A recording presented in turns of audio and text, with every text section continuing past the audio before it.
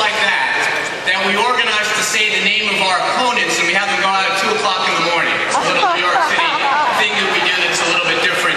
I must confess, as a congressman being here from New York City, when Hillary Clinton's campaign asked me to come up and present some remarks, I said, what could I possibly have in common with people from Maine? And they said, don't worry, when you get there, you'll see. And sure enough, I'm walking around and visiting the different rooms and visiting with some of you, we have some things in common. We are crazy about Congressman Michoud and want to make sure he gets reelected. He is amazing. And walking around and saying hello, I realize that all of us hope that on December 31st will be the last time we say the words Senator Collins. That's the last time.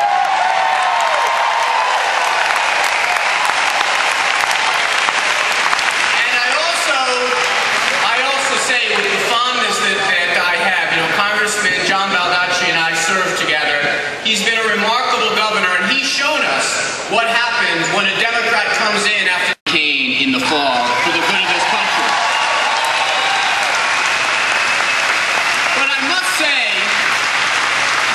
say, the first thing we have to do is try to figure out which John McCain we're going to be running against. Are we going to be running against the John McCain who claims to be an expert on foreign policy, or the John McCain that doesn't know whether Al-Qaeda is Shia or Sunni? Are we going to run against the John McCain who's an expert on military affairs, or the one that said just yesterday that Mosul is in peace and that the surge has ended and all the troops have been brought home, both of which are not true?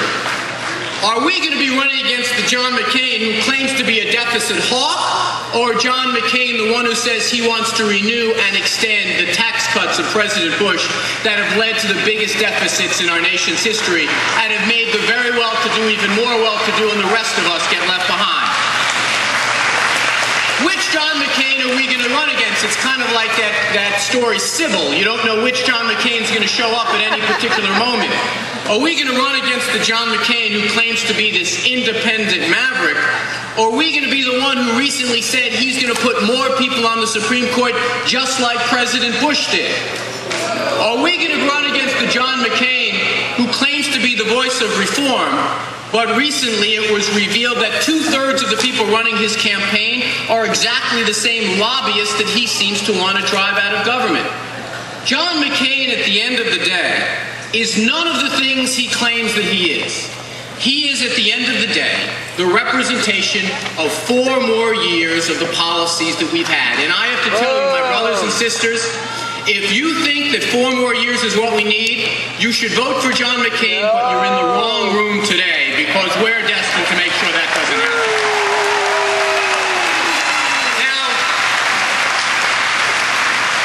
Now we're in different camps here today. I'm here because I'm a man for Hillary Clinton. I honor her for all she's done for this country, for being a spokesperson when it was difficult for national health care, someone who's fought to improve the care that our veterans get, and even when they return to home, someone who has fought every single day around this country trying to lead for progressive ideas for our country. I'm here for Hillary Clinton because I honor what she's done for our party. She has raised more money in more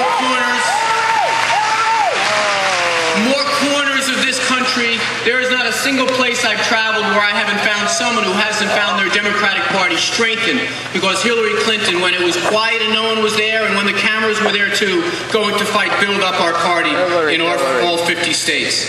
I honor her for what she's done to bring people into this party. I watched her walk rope lines in places like Iowa, New Hampshire, and in Maine, and in California, and everywhere. And I see women standing on the rope line, 80, 90-year-old grandmothers standing there with their granddaughters, all of them saying or thinking something that many of us thought, which is that we might not ever live to see a woman run for president the way Hillary Clinton has. And now every daughter and granddaughter in this country can say, not only can you, but you will.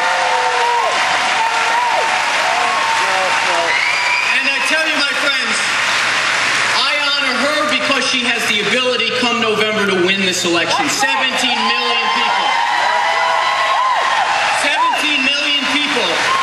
17 million people have cast their votes for her, and after this this afternoon's meeting in Washington, more people will have voted for her in the Democratic primary process than any other candidate running for office this year.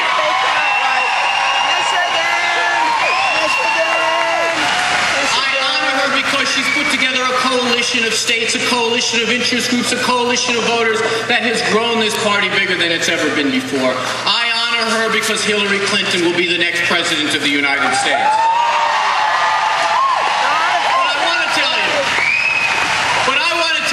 And this is a supporter of Hillary Clinton saying it. If Barack Obama is our nominee, I will be on that bandwagon with both boots and my bags packed. Both of them! Both of them!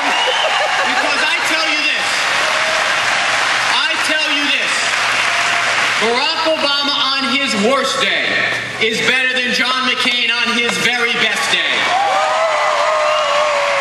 And I say to all of my friends in the Obama campaign who are here advocating for Barack Obama, that Hillary Clinton, when she becomes the nominee, we want you to join together with us, because this is not a question of which side of the Democratic Party you come from. This is the question about how we bring together all of us around the common ideals that we have. And this is not, in many ways, my friends, this is not about us. You know, we are people that get up every morning and we read the political section of the newspaper first. We know how many electoral college votes. We follow these issues most intently.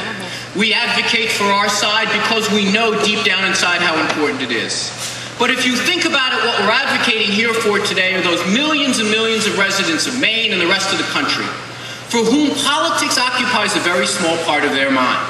What they're really thinking about is the challenges that they face every single day. We're here fighting because since the year 2000, since President Clinton left the White House, incomes in this country have been completely flat. We've lost jobs, not gained jobs. More and more education standards in our country have been dropping while around the world they've been going up. We're fighting for people who sit down at their breakfast table every single day, look across at their daughter or their son, and they wonder if for the first time the generation coming forward will do less well than the one that came before. Yeah. We're fighting for families like those of Specialist Justin Buxbaum from South Portland, who has his funeral service today. 3 days ago, he was killed in Afghanistan. Him and 156,000 American men and women fighting for us right now are fighting in a war that never should have been started. We have to make sure they come home quickly to their families. We honor them for what they do for our country. Now we want them to come home. We are here fighting. We're fighting for the 41 million Americans who are in families that have no health care at all. I believe Hillary Clinton's health care plan is better than Barack Obama's, but both of them want to provide national health care in this country. We need it now. We can't go another day without it. And ladies and gentlemen, we must never forget that while we do choose up sides, we do have our candidates that we care about. We even have the party that we care about most deeply. We have something even more abiding than that. In that the different places we come from, the different places we came from overseas, the different walks of life, the different vocations, the different religions, we are unified by one thing. We are unified by the common aspiration that we have an obligation to leave a Maine and the United States and a family a little bit better than the one we found. We're committed to doing it. And when Democrats say we're committed to doing it, it doesn't mean that we want to go to the State House or go to the White House or go to Congress to make sure that those who are doing well get locked into their place. We are a party that believes none of us get ahead unless we all move forward. Every single one of us. Every single one of us.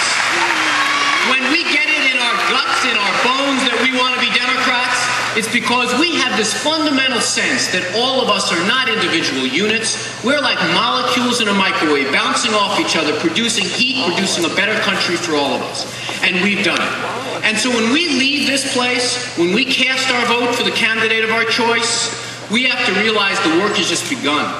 We have to go out and make sure that nowhere in this country is there a place that someone says, you know what, politics doesn't matter. You know what, the candidates are all the same. You know what, nothing ever changes.